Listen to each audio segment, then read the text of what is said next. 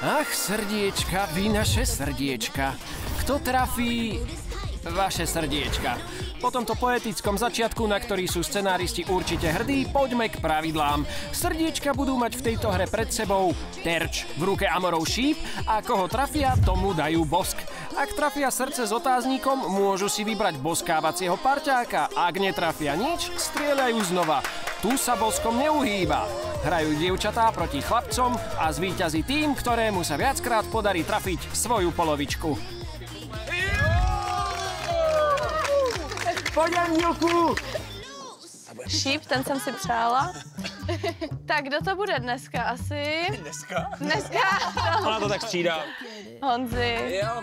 Tak mi drž palce, jo? Jestli se netrefím, tak to bude trošku ostuda po včerejšku. Asi unavené zápestie. Jo, nevadí, to bylo zkušebním. Tak pojď, soustředěno, pojď, soustředěno. Namíř. Kam smířila ty blázinku? Opatrně, jo? Kamarádku maličkou.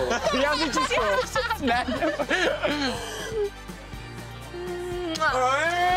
Ta pusa byla velice kamarádská. Koho míříš? Samozřejmě, že na Honzi. To se dá. Ještě můžu o kousek blíž. No pojď na to. Tak pojď.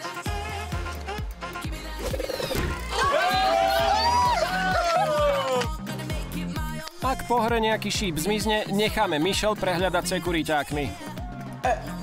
Co? Nemůže za to, ale docela se těžký. Pojďme na to. Ruce do záda.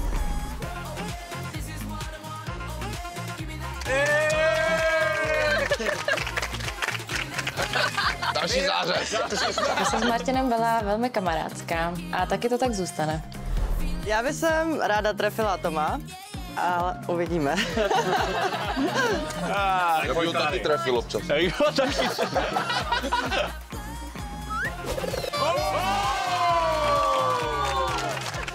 Tak nebylo to zas tak těžký, tak jsme se dělali na schvál, Adry. Pěkný bídáci. Ty pěkný bídát. No, viac chémie bolo aj medzi tým šípom a terčom. No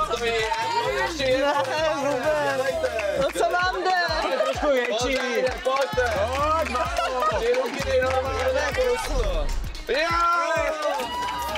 První naše pusa byla hodně nervózní.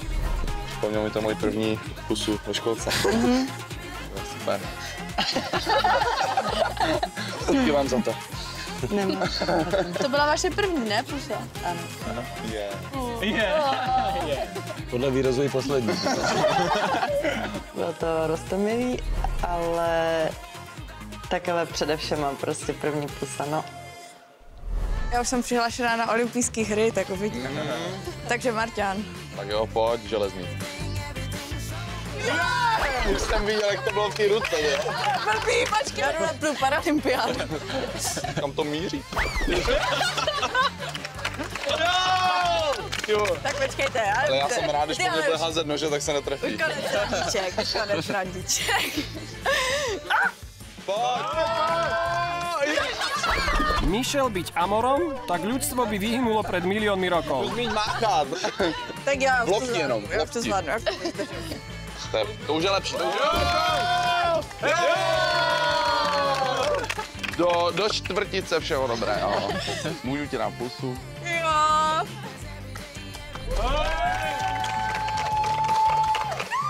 Druhý bod a Martin. Nejlepší.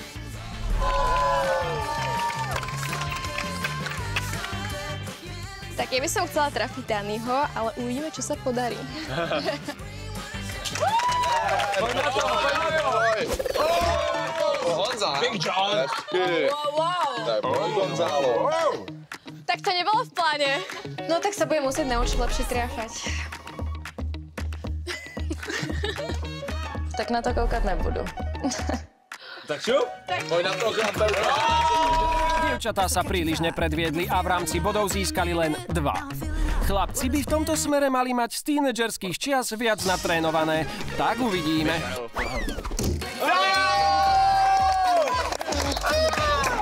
Už nebude dál. Snad ne. Ty to snad ne, jako ale. Já jsem chtěl, ale... Ja sa taky... To asi nebudu už komentovat, nebo já nevím.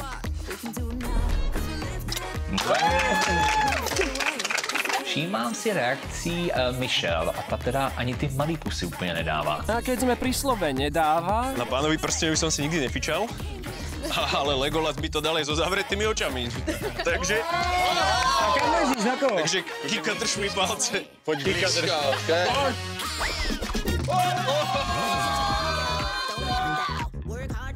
Rozjeď to! Dany to zvládol excelentně. Ale tak on to tak moc nemá na výběr jinak, si myslím. Tak já mířím na volný výběr. Oj. Nech se překvapit. Je to doma! A já si vybírám Paťuli. No pojď. Jo, proto jsem ti tak řekl. Jo, dobrý.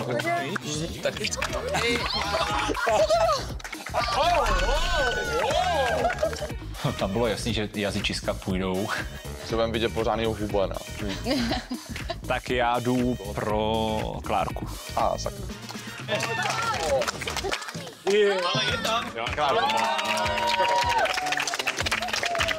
Těsnota.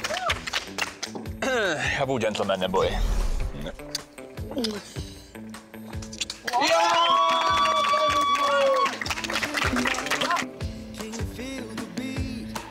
Asi zatím úplně nepřeskočila Jiskra. bola to takzvaná pusa na Danyho.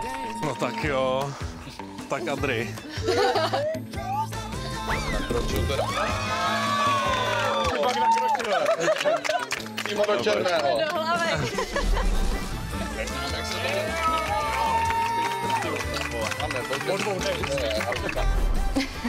Na to nevím, jak reagovat.